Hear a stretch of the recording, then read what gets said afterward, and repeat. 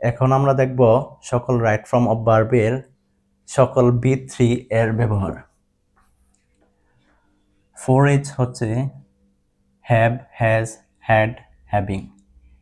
এই চারটার প্রথম এইচ আছে, এই জন্য আমরা সংক্ষেপে ফর এইচ দিয়ে মনে রাখতে পারি। গেট, গট, গেটিং, গো, গ্রো, এই চারটারই প্রথমে জি আছে, এই জন্য আমরা 4G দিয়ে এটা মনে রাখতে পারি। বি, বিং, বিন, বিকাম, এই চারটারই প্রথমে বি আছে, এই জন্য আমরা এটাকে 4B দিয়ে মনে রাখতে পারি।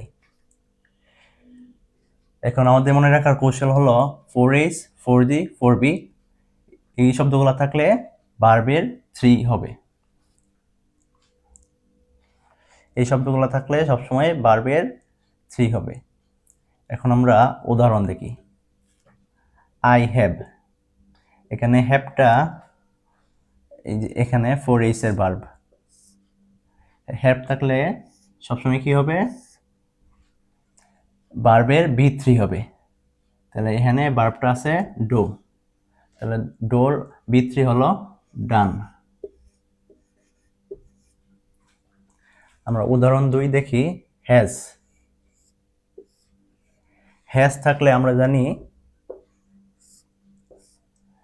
ভার্বের B3 হয়, তাহলে এখানে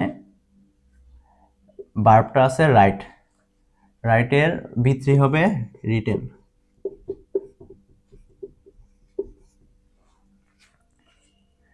এখন উদাহরণ 3 দেখি। আই গট, আমরা 4Gর মধ্যে কি পাইছিলাম? গট থাকলে কি হবে? ভার্বের B3 হবে। এখানে ভার্বটা কি আছে? ডো, তাহলে ডোর B3 হবে ডান।